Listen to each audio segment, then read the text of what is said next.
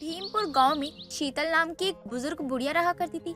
शीतल के दो बेटे थे, लेकिन दोनों ही बेटे काफी समय पहले शहर रहने जा चुके थे। लेकिन शीतल आज भी अपने बच्चों का इंतजार कर रही थी और ऐसे ही शीतल को काफी साल बीत गए थे और शीतल अपनी एक टूटी फूटी झोपड़ी में रहकर खेती बाड़ी कर अपना पेट पालती थी। अरे ओ शीतल काकी, क्या बात है, आजकल आपको सुबह सुबह मंडी जाते हुए थी मैं। हाँ हाँ, तू तो जानती है ना, घर के पीछे जो मैंने परवल की खेती की है वो काफी अच्छी खासी हुई है, तो वो बेच के आती हूँ मंडी। हाँ हाँ, मैंने भी देखा है। अच्छा, वैसे कौन सा खाद डाला है परवल में, जो परवल के पत्ते ज्यादा ही परवल पे नजर आ रहे हैं? तुझे हर चीज में घुसने की आदत है। मैंने अपने परवल के खेत में कुछ भी डाला हो, तुझे उससे क्या? अच्छा तू बता, किस काम से आई थी? अरे काकी, आप तो गुस्सा हो गई, मैं तो बस पूछ रही थी। वैसे भी इस उम्र में गुस्सा चिड़चिड़ापन आम बात है। वैसे तो मुझे गुस्सा और चिड़चिड़ापन नहीं आता, लेकिन तेरी शक्ल देख लूं तो पूरा दिन खराब हो जाता है।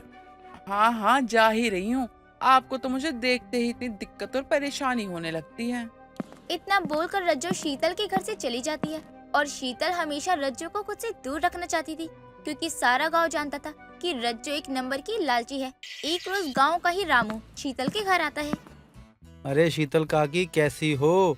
सुना है परवल की खेती इस बार खूब अच्छी हुई है आपकी। अरे रामू, अच्छा वाह, तू शहर से आ गया। मुझे तो पूरे गांव वालों ने परवल की खेती को लेकर सुना सुना कर कान पका दिए हैं। अरे गांव वाले हैं ही जलनखोर। चलो कोई बात नहीं, अब मैं आ गया हूँ तो अब मैं ही आपके परवल को मंडी ले जाया करूँगा। सुबह मिलते हैं काकी, बस अभी अभी आया हूँ।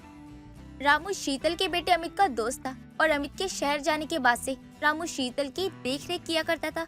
अब अगली सुबह शीतल उठकर अपने घर के पीछे वाले खेत से कई सारी टोकरियां परवल तोड़कर उसे बोरियों में भर देती है और 4-5 बोरी परवल को शीतल अच्छे से पैक करके देती है। जब रामू परवल लेने आता है तो रज्जो शीतल और रामू को देख रही होती है। अरे बाप रे, देखो जरा, इतने छोटे से खेत में इस बुढ़िया के कितने परवल उगा लिए हैं और बोरी भरते जा रही है, तब भी बोरियां मिल नहीं रही है परवल रखने के लिए। लेकिन एक दिन में ऐसा कैसे हुआ जब इसने कुछ किया ही नहीं है? तो रज्जो बेटा, आज परवल तू ही ले जा, सब्जी बना लियो। तुम एकदम ठीक कह रही हो रज्जो, इस बुढ़िया का कुछ तो करना ही होगा। और ये रामू शहर से आ गया है, अब ये इस बुढ़िया के आगे पीछे दुम हिलाता मिलेगा। मैं तो कहती हूँ उस बुढ़िया के परवल के खेत को बर्बाद ही कर देते हैं, ना रहेगी बांस और ना बजेगी बांसुरी। लगता है ऐसा ही कुछ करना होगा रज्जो, वरना ये बुढ़िया दिन दुगनी रात चौगनी तरक्की करेगी और रामू का बैंक बैलेंस बढ़ता जाएगा। ये रामू भी कम लालची थोड़ी है। रामू शीतल के परवल की बोरियों को कर मंडी ले जाकर बेचकर शीतल को अच्छे खासे पैसे लाकर देता है। अब ऐसे ही कई दिन निकल जाते हैं। एक रोज ही शीतल परवल तोड़कर बोरियों में भर दिया करती है और गांव का रामू शीतल के परवल को मंडी में बेच आया करता था। अब देर रात रज्जू और जग्गू कम्बल ओढ़कर अपने मुंह को ढके हुए घर से निकलते हैं। अगर इस दवा ने काम नहीं किया तो तुम देख लेना तुम्हारा मैं क्या हाल करूंगी। अरे तुम्हें याद नहीं, मुखिया जी के आलू के खेत में हमने यही कीटनाशक दवाई डाली थी और उनके खेत के आलू के सारे पौधे जलकर राख हो गए थे। ठीक है, चलो जल्दी जल्दी काम पे लग जाते हैं और एक भी परवल का बेल मत छोड़ना जिस पर ये दवा छिड़की ना हो। अब दोनों पति पत्नी शीतल के घर के पीछे परवल के पेड़ पर कीटनाशक दवा छिड़ककर हंसी खुशी घर लौट कर आते हैं। अब अगली सुबह जैसे ही शीतल परवल के खेत पहुंचती है तो वे खेत का नजारा देखकर हक्की बक्की रह जाती है। ये क्या, एक बेल में 10-10 परवल लटके हुए हैं? मैंने तो कल बस परवल के खेतों में पानी दिया था। चलो जो भी है अच्छा है, आज तो 4 गुना ज्यादा परवल उगाए हैं। शीतल खुद से ये कह ही रही होती है कि तभी रामू भी वहाँ आ जाता है और रामू भी परवल से लदे खेत को देखकर खुश होकर शीतल से कहता है। अरे शीतल काकी, परवल के पत्तों से ज्यादा तो यहाँ परवल नजर आ रहे हैं। क्या बात है, खेत का नजारा देखते ही बन रहा है। अरे रामू, ये सब मेहनत और कर्मों का नतीजा है। बस मेहनत करो और अच्छे कर्म करो, बाकी सब भगवान पर छोड़ दो। आप ठीक कहती हैं काकी, तभी तो मैं भी बस लोगों की मदद करना चाहता हूँ। लेकिन जैसे ही रामू और शीतल परवल तोड़ने जाते हैं तो वो देखते हैं आधे से ज्यादा परवल तो खराब हो रहे हैं। ये देखकर शीतल रामू से कहती है, परवल तो अच्छे आए हैं, लेकिन इसमें से अधिकतर परवल सड़ रहे हैं, ऐसा क्यों? हाँ काकी, आप एकदम सही कह रही हैं। और ऐसे परवल तो मंडी में 4 आने के भाव भी नहीं बिकेंगे। अब मैं क्या करूं? मुझे तो कुछ समझ में नहीं आ रहा है रामू। काकी आप सही कह रही हैं, लेकिन क्या ही किया जा सकता है? इन परवल को तोड़कर छांटना तो होगा ही ना। शीतल और रामू मिलकर सारे परवल खेत से तोड़ लेते हैं। उसके बाद वे सड़े हुए परवल छांटकर अच्छे परवल को रख देते हैं। काकी ये परवल तो मंडी में बिकने से रहे, और अगर आज मैं मंडी नहीं जा पाया तो खाने पर आफत हो जाएगी। जो ही आप मुझे मंडी जाने के 200-300 रुपये देती थी वह भी नहीं आएंगे, और मेरे दिमाग में एक आइडिया आ रहा है। बता ना, अब इस परवल का क्या करें?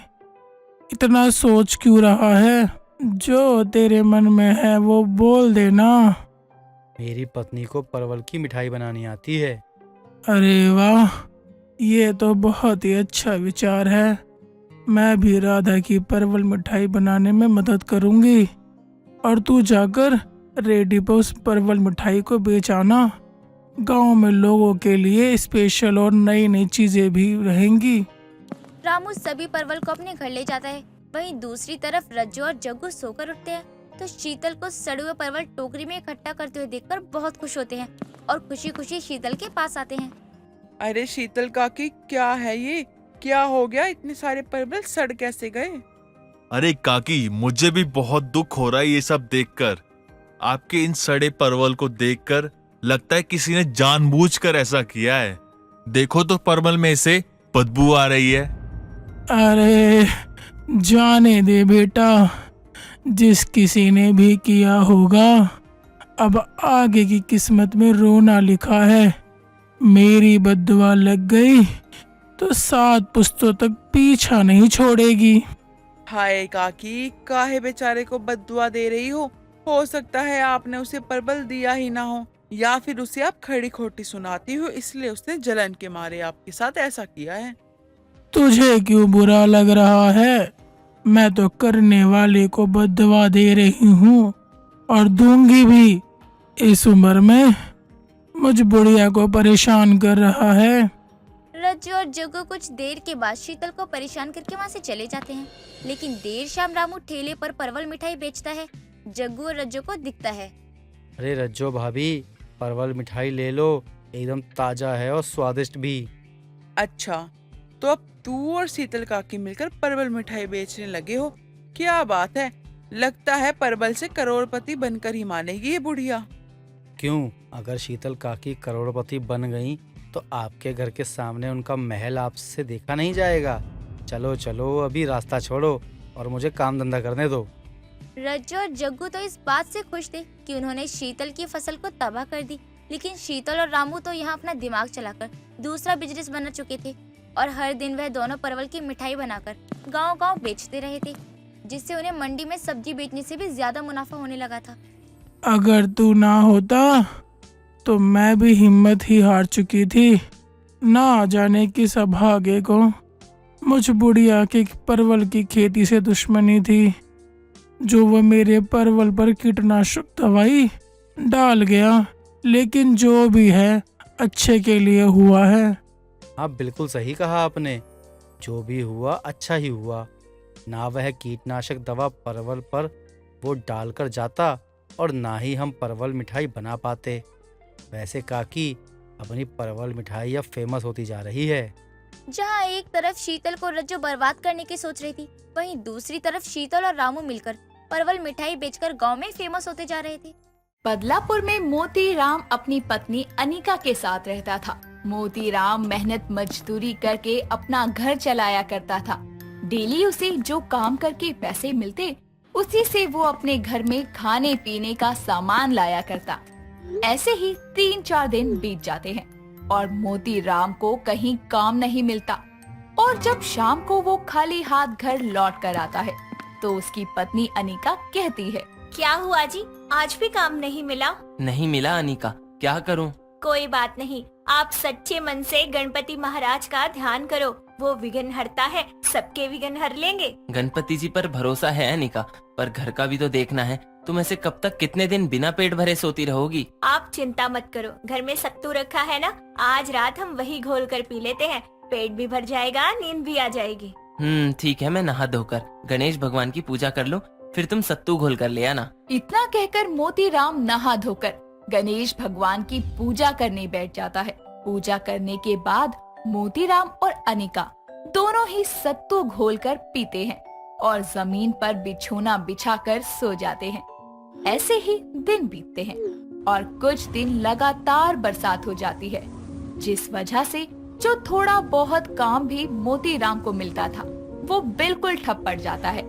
घर के बिगड़ते हालात देखकर अनिका बोलती है, सुनिए जी, अब क्या करें? घर में जो सब्जी पड़ी थी उसे 2 दिन बनाकर खा लिया, अब कल के लिए क्या करें? तुम चिंता मत करो अनिका, मैं कुछ करता हूँ। जी जी ठीक है। दोनों पति पत्नी बातें कर ही रहे थे कि तभी उनके घर के दरवाजे पर एक फटे हाल बूढ़े बाबा दस्तक देते हैं। अरे बेटा, कुछ खाने को है क्या?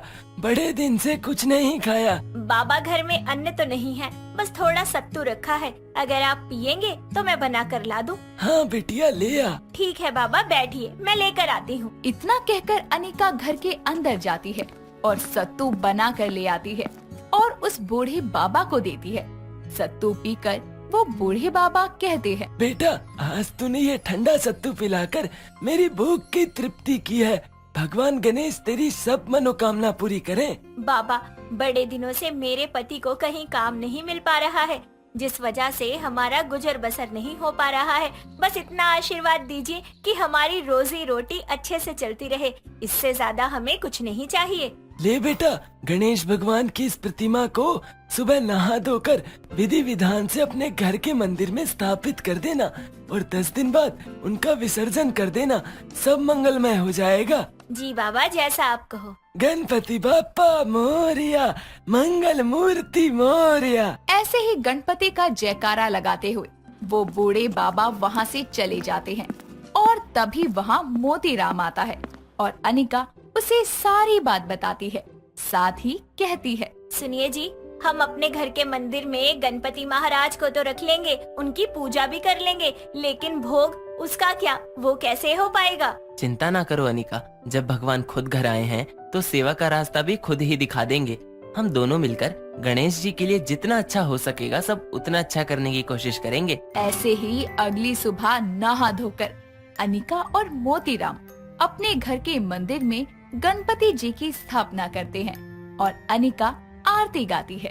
सौंदर लाल चढ़ायो अच्छा गजमुख को, 2 दिल लाल बिराजे सुत गौरी हर को, हाथ लिए गुड़ लड्डू साही सुरवर को, महिमा करे न जाए लादक पद को, जय देव जय देव जय देव जय देव। आरती खत्म करने के बाद अनिका मोतीराम से कहती है, सुनिए जी, हम गरीब के घर भगवान आ गए और उनको भोग लगाना है, अब उनके भोग के प्रिय मोदक कैसे बनाऊं समझ नहीं आ रहा, अन्न तो है ही नहीं घर में। अनिका इतना बोल ही रही थी कि तभी हाथ में सामान से भरा थैला लिए उनकी पड़ोसन कांता वहाँ आकर कहती है, सुनो अनिका बहन, मैं और मेरे परिवार कुछ दिनों के लिए शहर जा रहे हैं, तो ये राशन घर पर पड़े पड़े खराब ना हो जाए, कहीं कीड़े वीड़े लग जाए, इसलिए इसे तुम रख लो। अच्छा, मैं चलती हूँ, अभी निकलना है घर से। अनिका को राशन देकर कांता वहाँ से चली जाती है। अनिका जल्दी से भोग के मोदक बनाकर गणेश भगवान को भोग लगाती है, तो वहीं मोतीराम भी काम की तलाश में घर से निकल जाता है और उसे भी काम मिल जाता है। शाम को उसके पास कुछ पैसे आ जाते हैं, जिससे वो गणेश पूजा के लिए सामान और खाने पीने का सामान ले आता है। 5 दिन गुजर जाते हैं और अनिका मोतीराम से कहती है, सुनिए जी, जब से गणपति महाराज घर पर आए हैं ना, घर में एक सुकून आ गया है। घर में खाने के लिए अन्न के दाने हैं, भोग बनाने का सामान है, कैसे न कैसे हमारी जिंदगी की गाड़ी चलती ही जा रही है। सही कह रही हो तुम। जब से बापा घर आए हैं हमारे सारे विघ्न हर रहे हैं। भला हो उन बाबा का जिनके कदमों से चलकर गणपति जी हमारे घर आए। काश वो मुझे दोबारा मिल पाते तो मैं दिल से उनका शुक्रिया करके उन्हें अच्छा भोजन खिलाती। क्या पता अनिका कि वो फिर से मिल जाए। तुम बस सेवा और भक्ति में ध्यान लगाओ, बाकी सब गणपति महाराज पर छोड़ दो। जी जी, सही कहा आप। ऐसे ही एक दिन मोतीराम को एक बहुत बड़े मिठाई वाले सेठ की दुकान की मरम्मत का काम मिलता है। मोतीराम घर से गणपति का प्रसाद मोदक लिए सेठ की दुकान पर जाता है और वहाँ सभी को प्रसाद देता है, साथ ही अपने सेठ को भी खिलाता है। मिठाई खाने के बाद सेठ कहता है, अरे भाई मोतीराम, ये मोदक तो अत्यंत स्वादिष्ट है। इसका स्वाद तो इतना अच्छा है कि मैं क्या कहूँ। आज तक मैंने इतना अच्छा स्वाद नहीं चखा। किसने बनाई ये मोदक? सेठ जी, ये मेरी पत्नी ने बनाए हैं। सुन मेरी बात मोतीराम, मुझे मेरी मिठाई की दुकान पे एक मददगार चाहिए था जिसके हाथों में खूब स्वाद हो। आज तेरे ये मोदक चखकर ऐसा लग रहा है मुझे वो इंसान मिल गया। मेरी दुकान पर काम करना चाहेगी तेरी पत्नी? चाहो तो तुम भी कर सकते हो, दोनों पति पत्नी मिलकर काम करना। सेठ जी, इससे ज्यादा खुशी की बात तो कोई हो ही नहीं सकती। हम दोनों कल से ही काम पर आ जाएंगे। आज इस मरम्मत के काम को खत्म कर दूं बस। इतना कहकर मोतीराम जल्दी से मरम्मत का काम पूरा करता है, जिसके बाद वो शाम को घर आता है और अनिका को सेठ की कही सारी बात बताता है। जिसके बाद दोनों शाम की आरती के लिए नहा धोकर तैयार होते हैं और गणपति जी की आरती करते हैं। साथ ही हाथ जोड़कर बोलते हैं, हे लंबोदर, हे गजानन, तेरी कृपा से आज हम पति पत्नी का जीवन सुधर गया। हमारे घर की हालत ठीक हो गई, हमारे भंडार भर गए। गणपति बापा, तुम इन 11 दिन के मेहमान बनकर घर आए और अपनी कृपा से हमारा घर भर के जा रहे हो। 2 दिन बाद आपका विसर्जन है महाराज। अगले साल फिर आना मेरे बापा और खुशियाँ संग लाना। ऐसे ही दोनों पति पत्नी गणपति महाराज का धन्यवाद करते हैं। साथ ही अगले दिन से काम पर जाना शुरू कर देते हैं। अब सेठ की दुकान पर अनिका और मोतीराम दोनों ही मिलकर मोदक और अन्य मिठाइयाँ बनाने का काम शुरू करते हैं। जिसके 2 दिन बाद मोतीराम और अनिका मिलकर खुशी खुशी गणपति का विसर्जन करते हैं। मिठाई की दुकान पर काम करने से दोनों पति पत्नी पैसे कमाने लगे थे, साथ ही उनकी आर्थिक हालत भी सुधर जाती है। इस तरह गरीब के घर भगवान गणपति के आने से उनके जीवन में खुशियाँ ही खुशियाँ भर जाती है। मधु और रमेश एक छोटे से गांव में रहते थे। रमेश गांव में घूम घूम कर लोगों के घर काम कर कर अपना घर चलाता, लेकिन इतने से पैसों में भला किसका घर चल सकता था। इसलिए दिक्कतें तो बहुत होती थी, लेकिन रमेश की पत्नी बिना कोई शिकायत करे उतने ही पैसों में घर चला लिया करती। लेकिन कई दिनों से रमेश को पूरे दिन में बस एक ही काम मिलने की वजह से वो ना बराबर के पैसे ला रहा था और ना ही घर में कुछ खाने पीने को था। तभी मधु रमेश को कहती है, सुनिए जी, घर में अन्न का एक दाना भी नहीं है और मेरे बचाए हुए सारे पैसे खत्म हो गए हैं। आप कहीं से कुछ पैसे ले आइए। यहाँ काम ही नहीं मिल रहा है कोई, मुझे कोई स्थिर काम मिलता ही नहीं है। आप परेशान क्यों होते हो? भगवान परीक्षा ले रहे हैं, बस आप हिम्मत से काम लो, सब ठीक हो जाएगा। तुम नहीं होती तो मेरा क्या होता? तुम हमेशा मुझे समझती हो। आज जब घर में 1 रुपया भी नहीं है, खाने को अन्न का दाना नहीं है, फिर भी तुम शिकायत ना करके मेरे हालत को समझ रही हो। अब हम गरीब हैं तो हम इसका रोना थोड़ी रोते रहेंगे, बल्कि हमें तो अपने हालातों को सुधारने के लिए कोशिश करनी चाहिए। हाँ, मैं भी देखता हूँ कहीं कोई काम मिल जाए। रमेश काम की तलाश में बाहर जा ही रहा था कि तभी उसके दरवाजे पर दस्तक होती है और मधु की बड़ी बहन स्नेहा अपने पति विनय और गोद में लिए बच्चे के साथ शहर से गांव आती है और स्नेहा को देखकर मधु कहती है, अरे दीदी, आप यहाँ, सब ठीक तो है ना? हाँ, वैसे तो सब ठीक है, लेकिन मुन्नी की तबीयत थोड़ी खराब रहती है। डॉक्टर को दिखाया था तो डॉक्टर ने यही बोला कि खुली और ताज़ा हवा मुन्नी के लिए अच्छी होगी। हाँ, और यही सोचकर मैंने भी कुछ दिनों के लिए काम से छुट्टी ले ली है कि गांव में आपके यहाँ आ जाते हैं, मिलना भी हो जाएगा और मुन्ना की तबीयत भी ठीक हो जाएगी। हमारे यहाँ आने से कोई परेशानी तो नहीं है ना आप दोनों को? अगर है तो बता सकते हो, हम पास में ही होटल में रह लेंगे। अरे ये आप कैसी बात कर रहे हैं? ये आपका ही तो घर है, आप यहाँ जब मन करे आ सकते हो। इसमें भी कोई पूछने वाली बात है क्या भला? और नहीं तो क्या, ये आपकी छोटी बहन का घर है। आपको जब तक यहाँ रहना है रह सकती हैं। और मैं भी तो अपने मुन्ना से मिलूं। देखा, मैं बोलती थी ना, मधु और रमेश जी को कोई परेशानी नहीं होगी, लेकिन आप हो कि समझते ही नहीं हो बिल्कुल। अरे मैंने तो इसलिए बोला था कि कहीं हमारे आने से कोई परेशानी ना हो। हाँ तो अब तो पता चल गया ना कि हमें कोई परेशानी नहीं है। आप आराम से बैठो, मैं अभी आता हूँ। रमेश बाहर जा रहा था कि तभी मधु भी वहाँ आती है और रमेश को एक तरफ साइड ले जाकर उससे कहती है, घर में कुछ खाने को नहीं है, अब हम इन्हें क्या खिलाएंगे? और मेहमान तो भगवान का रूप होते हैं, हम भगवान को ऐसे निराश भी नहीं कर सकते। तुम यहीं रुको, मैं बाहर से देखता हूँ, कुछ तो इंतजाम होगा ही। कहीं कोई काम नहीं मिलेगा तो कुछ पैसे ही उधार ले लूंगा, जिससे कुछ दिनों के लिए तो खर्चा चल ही जाएगा। ठीक है, मैं उन्हें गुड़ और पानी दे देती हूँ, क्योंकि घर में तो अभी यही है। ठीक है, मैं थोड़ी देर में आता हूँ। इतना बोलकर रमेश बाहर कोई काम देखने चला जाता है कि पैसों का इंतजाम कर सके, लेकिन काफी देर देखने पर भी उसे कोई काम नहीं मिलता। तो वो निराश होकर अपने गांव के बड़े जमींदार से ज्यादा ब्याज पर पैसे उधार लेता है और उन पैसों से घर में थोड़ा बहुत अनाज ले आता है, जिससे मधु खाना बनाकर सबको देती है। लेकिन वो अनाज बचाने के लिए खुद बिना कुछ खाए पिए सो जाती है। ऐसा कई दिनों तक चलता है, लेकिन वो लोग विनय और स्नेहा से परेशान नहीं हो रहे थे, बल्कि मेहमानों को भगवान समझकर उनकी जरूरतों को जैसे तैसे पूरा कर रहे थे। ऐसे ही एक रात चारों सोने के लिए जा रहे थे, तभी स्नेहा का बच्चा मुन्ना बहुत रोने लगता है और मुन्ने को रोता देखकर विनय कहता है, ये अचानक से क्या हो रहा है? तबीयत तो ठीक है ना मुन्ना की? हाँ, तबीयत तो ठीक है, लेकिन शायद इसे भूख लग रही है, इसलिए रो रहा है। हाँ तो बच्चों को तो भूखा वैसे भी नहीं सुलाना चाहिए। मधु, तुम थोड़ा तो ध्यान रखा करो ना। अरे इसमें मधु की कोई गलती नहीं है। मधु, जरा दूध ले आना, अभी पिला देती हूँ, पेट भर जाएगा तो आराम से भी सो जाएगा। दूध तो है ही नहीं घर में, शाम को चाय बनाई थी तभी खत्म हो गया था। कोई बात नहीं, रहने दो, मैं ऐसे ही सुला देती हूँ, सो जाएगा थोड़ी देर में। ऐसे कैसे सो जाएगा? अभी तो बताया था बच्चों को भूखे पेट नहीं रखना चाहिए। आप लोग यहीं रुको, मैं अभी बाहर से दूध लेकर आता हूँ। रमेश बाहर से जल्दी से दूध लेकर आता है और स्नेहा को दूध देता है। ऐसे ही रमेश और मधु अपने मेहमानों की खातिरदारी में कोई कमी नहीं रखते और कुछ दिन निकल जाते हैं।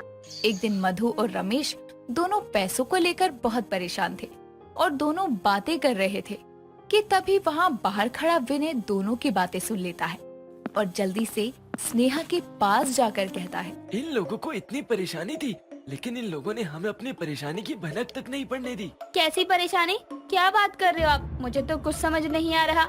इन लोगों के पास पैसे नहीं है, बल्कि रमेश के पास तो कोई ठीक ठाक काम तक नहीं है, लेकिन ये इतने दिनों से हमारी सारी जरूरतें पूरी कर रहे हैं। ऐसा था तो मधु ने कुछ बताया क्यों नहीं? कम से कम मुझे तो बताना चाहिए था ना, आखिरकार बहन हो उसकी। ये लोग अब तक हमसे अपनी परेशानी छुपाते आ रहे हैं, लेकिन अब तो हमारा फर्ज बनता है ना कि हम भी इनकी मदद करें। लेकिन मदद कैसे करेंगे जब ये दोनों हमें अपनी परेशानी बताने से ही इतना कतराते हैं? तो हमारी मदद कैसे लेंगे? मुझे तो खुद में ही इतना बुरा लग रहा है। ऐसा लग रहा है गरीब के घर मेहमान नहीं बल्कि खर्चा बनकर आए हैं हम दोनों। कोई बात नहीं, अब तो हमें सब पता ही है ना, हम सब ठीक कर देंगे। इन दोनों ने अपना बिना कुछ सोचे समझे हमारी मदद की, अपनी गरीबी को एक तरफा रखा, लेकिन अब हमें आगे जाकर इनकी मदद करनी चाहिए। दोनों साथ में मधु और रमेश के पास जा रहे थे कि इतने में वो जमींदार वहाँ आता है, जिससे रमेश ने ज्यादा ब्याज पर पैसे लिए थे। वो अपने साथ कुछ पहलवानों को भी लेकर आया था और आते ही बोलता है, अरे पैसे लेते समय तो घर तक आया था, लेकिन ईब के पैसे देने के समय तो तारी शक्ल नहीं दिखती। हमारे पैसे कितने हैं? अरे मालिक, मैंने आपको बोला तो था मैं कुछ समय बाद आपको आपके सारे पैसे वापस कर दूंगा। आपको घर आने की क्या जरूरत थी? थारे नियत को नहीं मारे पैसे देने की, क्योंकि समय तो थारा हो गया है वापस पैसे करने का। इब मारे को मारे पैसे चाहिए, वो भी इब्बे। अरे भाई साहब, हमारी बात तो सुनो।